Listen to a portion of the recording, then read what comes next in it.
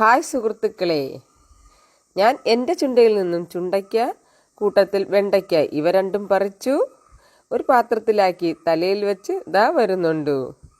കണ്ടോ, എൻ്റെ തലയിൽ പാത്രം ചുണ്ടയ്ക്ക, വെണ്ടയ്ക്ക പലതരം. ഞാനിപ്പോൾ ഇറക്കി കാണിക്കാം. ഇത് കണ്ടോ, പാത്രത്തിൽ ചുണ്ടയ്ക്ക, വെണ്ടയ്ക്ക. ഈ പാത്രത്തിലിരിക്കുന്ന ഈ വെണ്ടയ്ക്ക ഇത് കണ്ടോ, ഇത് പച്ച, ഇതൊരു ഐറ്റമാണേ. അതുപോലെ ഇത് ചുവപ്പ് പോലെ കപ്പപ്പഴ കളറല്ലേ, അതൊരു ഐറ്റം. പിന്നുണ്ടല്ലോ ഈ രണ്ട് മഞ്ഞയും, അതൊരു ഐറ്റമാണ്. ഇത് കണ്ടോ, ഇപ്പോൾ ഇത്രയും ചുണ്ടയ്ക്കയുണ്ട്. ഇത്രയും ചുണ്ടയ്ക്ക ഒരു പാത്രത്തിൽ ഞാൻ ആക്കിയേക്കാണ്. പക്ഷെ ഞാൻ എന്താണ് ചെയ്യാൻ പോകുന്നതെന്ന് കാണാം. പക്ഷെ നിങ്ങൾ ഇത്രയും ചുണ്ടയ്ക്ക കിട്ടണമെന്നുണ്ടെങ്കിൽ എന്താ ചെയ്യുക, അതൊന്ന് പറഞ്ഞേ. കാര്യം വേറൊന്നുമല്ല, ഇത്രയും നമുക്ക് പറിക്കാൻ പറ്റിക്കഴിഞ്ഞാൽ അല്ലേ, ഞാൻ ഇപ്പോൾ താലപ്പൊലി പരുവത്തിൽ വെച്ചോണ്ട് നിൽക്കുകയാണ് കേട്ടോ.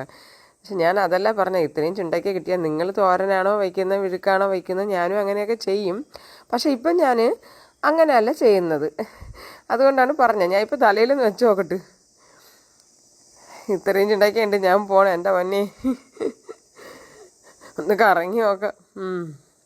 അപ്പോൾ ഇത്രയും ചുണ്ടയ്ക്ക നിങ്ങൾ എന്താണ് ചെയ്യുന്നത്? ഞാൻ ഇതിനിപ്പോൾ എന്താണ് ചെയ്യുന്നതെന്ന്, ഉരുളിയിൽ വെള്ളം വീഴ്ത്തി ഇതിനെ ഒന്ന് വൃത്തിയായിട്ടൊന്ന് കഴുകിയെടുക്കാം.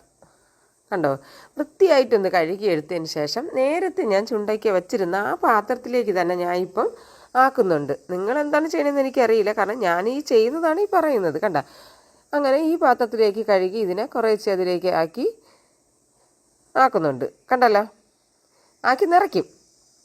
കഴുകി വൃത്തിയാക്കി ആ പാത്രത്തിലേക്ക് ഞാൻ നിറച്ചതിന് ശേഷം ഇതിനെ ഞെട്ട് മാറ്റി, അതായത് ഓരോന്നായിട്ട് ഞാൻ ഇറുത്തെടുത്ത് കുട്ടും. കണ്ട, ഇപ്പോൾ ഒന്നുമില്ലല്ലോ അല്ലേ ഈ ഉരുളിയിൽ, വെള്ളം മാത്രം.